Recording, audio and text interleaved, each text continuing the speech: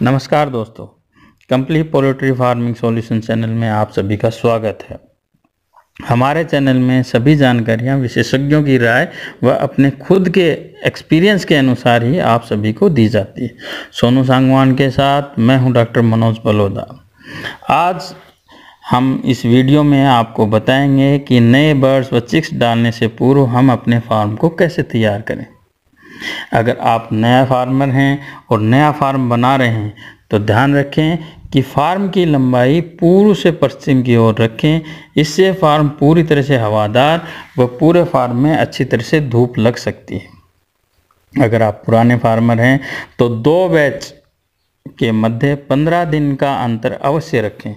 नए बर्ड्स या चिक्स आने से पूर्व अपने फार्म को तैयार करते समय हम इन कुछ मुख्य बिंदुएं हैं जिनका ध्यान रखेंगे ताकि कम से कम लागत में हमें अधिक से अधिक लाभ मिले व बर्ड्स हमारे जो हों वो रोग मुक्त रहें। सबसे पहले फार्म को बैक्टीरिया, वायरस आदि रोगाणुओं से मुक्त करना सबसे आवश्यक है। हमें चाहिए कि फार्म नया हो या पुराना, अगर पुराना फार्म है तो पहले बर्ड्स का बैच डाला हुआ है तो उसे सर्वप्रथम अपने खाद आदि अवशेषों जो कि बैच हटाने के बाद में बच जाते हैं फार्म में, उन अवशेषों को फार्म से निकाल दें व फार्म की मिट्टी को 4 से 5 इंच तक खोद दें ताकि उसमें हवा पास हो सके। वह फार्म के पर्दे पूरी तरह से खोल दें ताकि उसमें आसानी से धूप आदि भी लग सके। धूप व हवा से बेहतर डिसइंफेक्टेंट और कुछ नहीं हो सकता है भाइयों। 2 या 3 दिन के बाद जब मिट्टी पूरी तरह से सूख जाती है उसके बाद हम उसमें फॉर्मालिन या दूसरे किसी डिसइंफेक्टेंट का स्प्रे कर सकते हैं। स्प्रे करते समय हमें 2 बातों का ध्यान अवश्य रखें कि हमारा जो शरीर है वो उस स्प्रे के कांटेक्ट में न आए। वह हवा के रुख के अनुसार ही हम स्प्रे करें। अपने आप को पूरी तरह से ढक लें, मास्क व गोगल्स आदि का सेवन करें व ध्यानपूर्वक स्प्रे को हम यूज़ करें। स्प्रे करने के तुरंत बाद हमें उस मिट्टी को 2 या 3 इंच नई मिट्टी की परत हमें उसके ऊपर चढ़ा देनी है ताकि जो डिसइंफेक्टेंट की स्मेल है वो पूरी तरह मिट्टी में दब जाए। तो जो बैक्टीरिया, वायरस या रोगाणु हैं जो कि नीचे चले गए हैं पहले वाले बैच के कारण, वो वहीं नष्ट हो जाएं और हमारे फार्म को पूरी तरह से उनसे मुक्ति मिल सके। ये तो हो गया डिसइंफेक्टेड करने का। भाइयों, अब मुख्य चीज़ है पानी, जिसका कि हमें सबसे ज़्यादा ध्यान रखना होता है। सबसे ज़्यादा बीमारियां भी उसके थ्रू फैलती हैं और सबसे कम लागत में हम सबसे अच्छा रिजल्ट भी उसके कारण नहीं ले सकते हैं।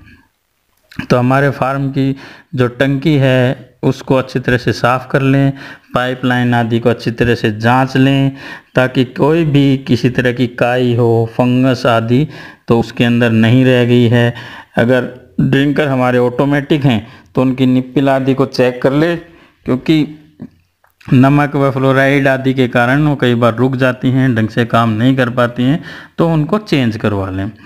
नए बर्ड्स बच्चे आने के 5 दिन पूर्व पानी की टंकी में H2O2 का सॉल्यूशन डाल दें।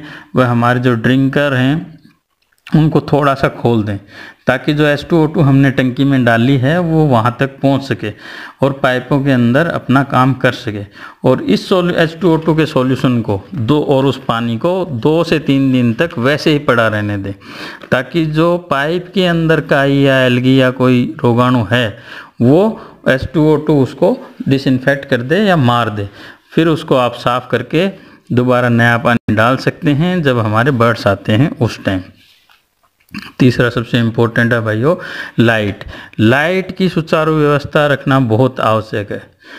पहले दिन से लेकर 7 दिन के बच्चे चिक्स जब तक होते हैं उनके लिए लाइट होना अति आवश्यक है, क्योंकि जो लाइट है उसकी व्यवस्था अगर सुचारू रहेगी तो बर्ड्स एक्टिव रहेंगे तो जो उनका यॉक उसके अंदर है वो इजीली मेटाबोलाइज होकर डिजोल्व हो जाएगा और हमारे बर्ड्स की मोर्टेलिटी कम से कम होगी, यानी बर्ड्स की मौत नहीं होएगी। इसके कारण हमें सबसे अच्छा बैच, स्ट्रेस फ्री बैच हमें मिल जाएगा और आगे कम से कम बच्चों के अंदर जो हमारे बर्ड्स हैं उसके अंदर कम से कम रोग होंगे। इसलिए हमें लाइट का बैकअप रखना बहुत आवश्यक है, चाहे आप इन्वर्टर का यूज़ करें या जनरेटर का यूज़ करें।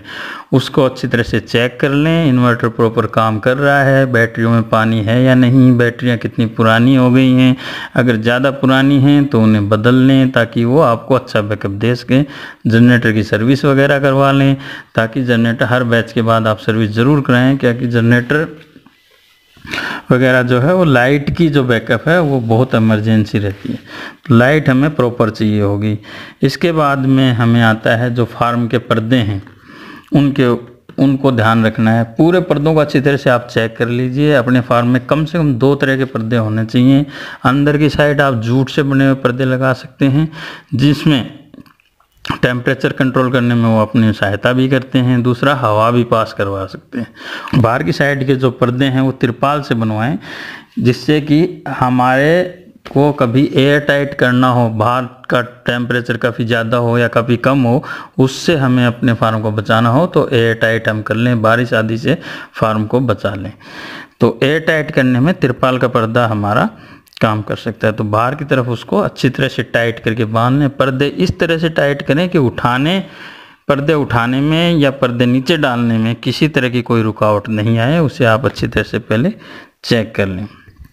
भाइयों, डे ओल्ड चिक्स फीड व मेडिसिन के लिए आप हमारे दिए गए नंबरों पे हमारे से संपर्क कर सकते हैं। इसके अलावा राजधानी हैचरी पिलानी से भी आप संपर्क कर सकते हैं। हमारे आने वाले वीडियो में हम नए बर्ड्स आने से 2 दिन पूर्व अपने फार्म को कैसे तैयार करते हैं उसके बारे में, उसकी सारी तैयारियों के बारे में आपको जानकारी देंगे।